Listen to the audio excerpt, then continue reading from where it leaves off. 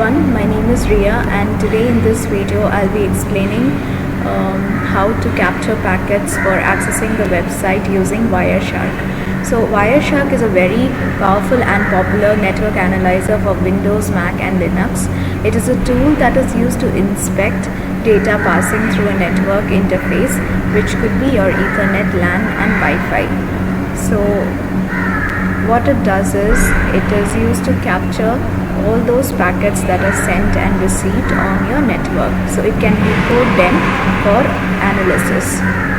So when we do something on the internet, so that can be captured using this software called Wireshark. So I have some few questions over here. So we'll be saying each question one by one. So first of all, our question is, examine the frame for the first DNS packet sent by the client. So identify the MAC and IP address of the client. So I've already opened Wireshark over here. So first of all, let me type DNS.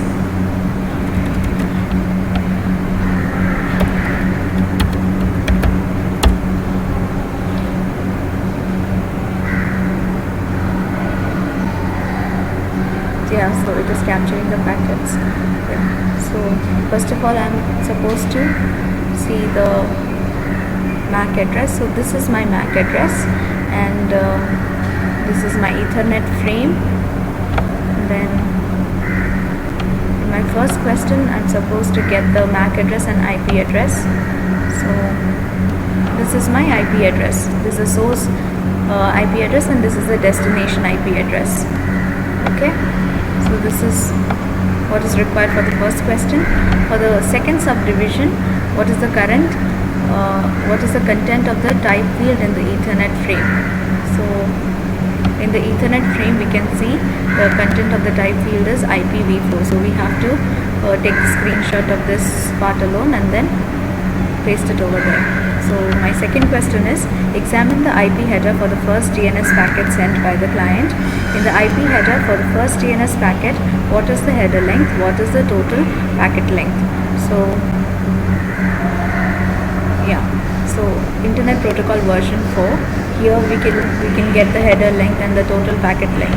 So we can see that the header length is 20 bytes and the total length is 88. Then the second question is, examine the IP header for the first DNS packet sent by the client.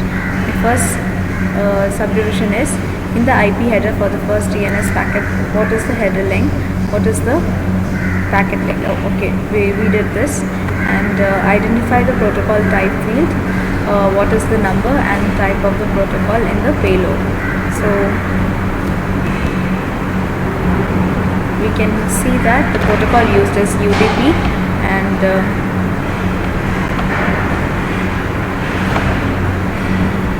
yeah, we can get the rest of the information from this particular frame. Then my third question is, examine the UDP header and of the first DNS packet sent by the client. Identify the client port number and server well-known port number. So we can get that from this part. So this is the client port number and this is the server port number. So my next question is, confirm that the length field in UDP header is consistent with the IP header length information. So we have to take this part and we have to go to the IP header IP version. So there we can take this part. So we can take the screenshot of both the parts and then show how both are consistent. So my next question is, examine the DNS query message in the DNS packet sent by the client. So what is the field, what field indicates whether the message is a query or a response? So for that we have to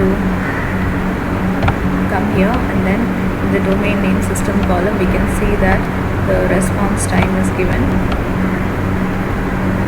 Yeah, and this is the response time and the query information. So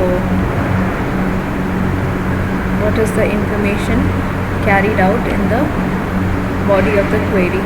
So I've already taken the screenshot over here, as you can all see. So that, and I took out from this part. So my next question is, what is the query transaction ID? Everything is provided over here. The transaction ID is this. Then identify the fields that carry the type and the class of the query. So query.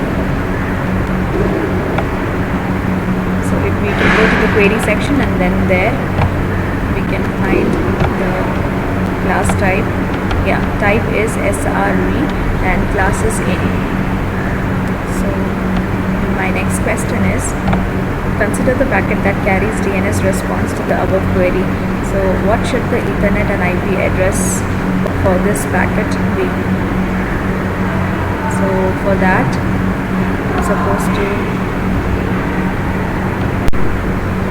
now we are supposed to take the first response of the DNS query. So this will take, yeah, so we have all the necessary information over here. So here, what should be the Ethernet and IP address of the packet? So Ethernet we can see over here, and then IP address is specified over here, that is 192.168.0.111. So next part is, what is the size of the IP packet and UDP datagram that carry the response. So for this,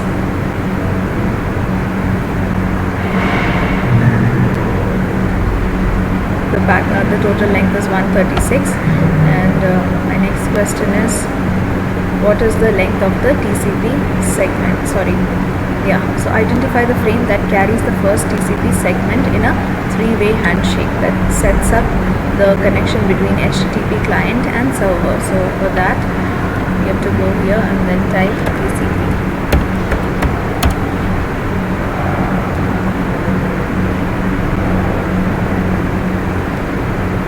Yeah, so we are supposed to take this one. No. Yeah, we have to see for three-way handshake. So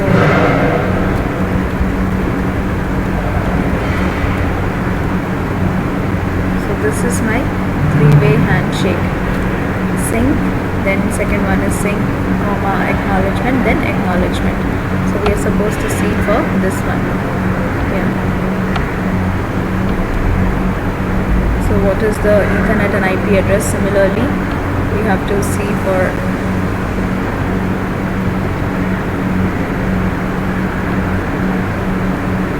so the IP address is given over here, and then let me close all other windows.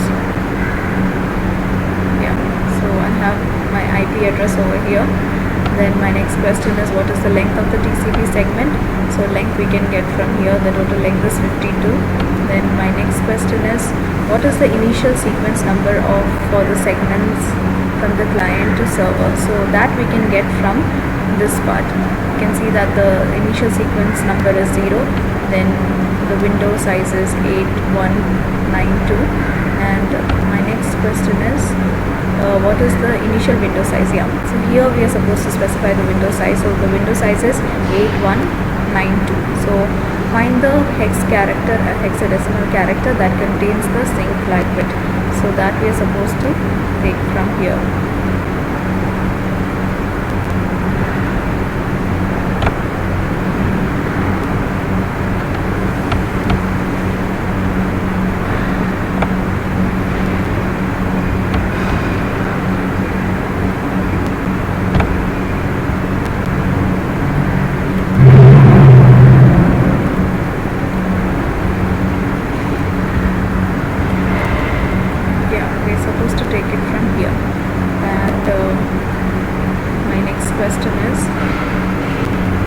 Identify the frame that carries the second segment in the three-way handshake.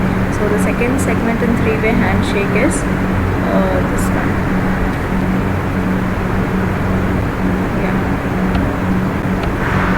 So similarly, we have to find the time elapsed between the capture of the first and the second segment. So I have already taken the screenshot. We can see clearly that it is showing the time elapsed between first and second segments. Then before examining the captured packet, specify the values of the following fields. So we have to get the source and the destination IP address and the port numbers in the IP packet, and that we can get from here.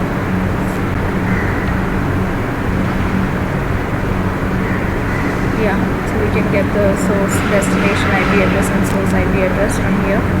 And yeah, so my next question is identify the frame that carries the HTTP GET message. So for HTTP we have to type HTTP over here.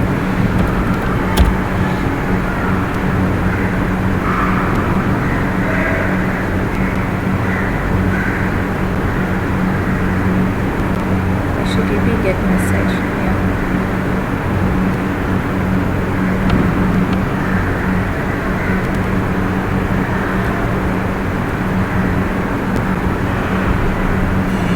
So we have to examine the IP packet that carries the first ICMP echo request. What is the destination IP address in the IP packet? So we have to go here, and then similarly we have to get the IP addresses of the source and the destination. So this is the end of my video.